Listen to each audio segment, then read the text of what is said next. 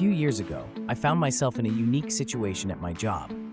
I was working at a large investment banking IB company, typically in a back office role. However, there were times when back office staff were temporarily assigned to front office tasks, especially during staff shortages. This allowed us to gain exposure to different aspects of the business, even if just for a short while. I was sent to the front office for a month. It was a great opportunity, and soon enough, I was assigned a significant project. I was teamed up with a first-year analyst, a woman I had worked with before. We were tasked with updating a 70-page deck within 2 days. The project was overseen by a newly promoted vice president, VP, who had just stepped up from an associate role. Due to this recent promotion, there was no associate to assist with the project, adding to the pressure. For most back office employees, these stints in the front office were more of a break than a career move. They enjoyed the all-expenses-paid trip to a big city and didn't aim to secure a permanent role due to the grueling hours and cutthroat environment. As a result, they often didn't put in the same level of effort as regular front office analysts and weren't considered for full-time positions. However, I was different. With 5 years of experience in the field, I had honed my skills to a level that surpassed even many first-year analysts.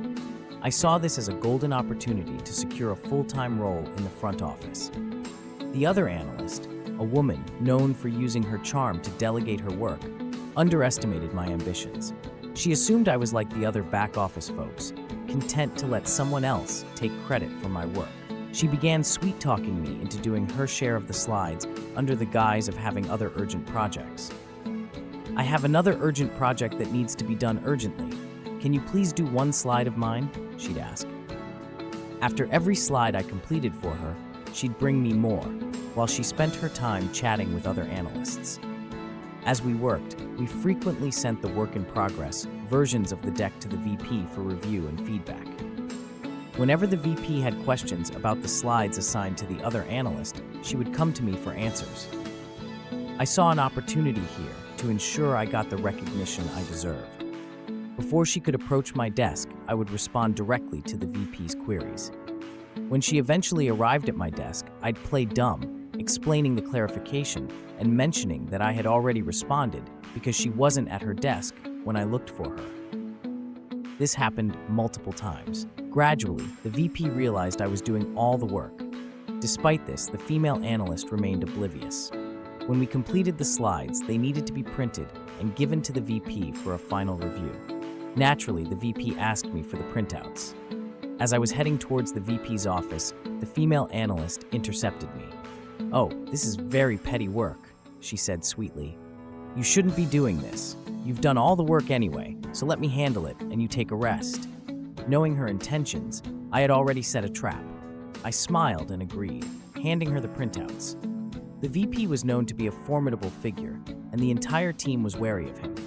The female analyst, thinking she'd get into the VP's good books, confidently walked into the office with the printouts.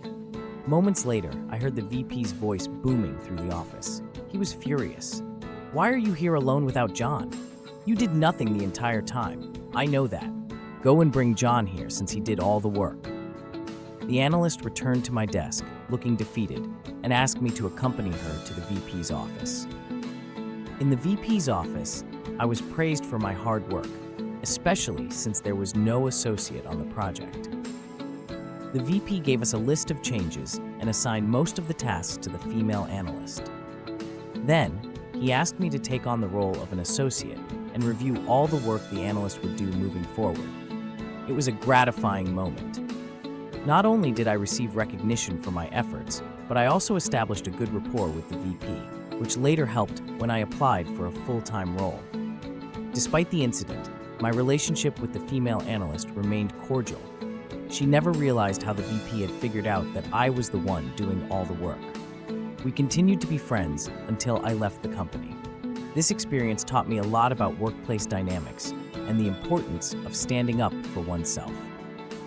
It was a valuable lesson in navigating the competitive environment of investment banking and ensuring that hard work doesn't go unnoticed.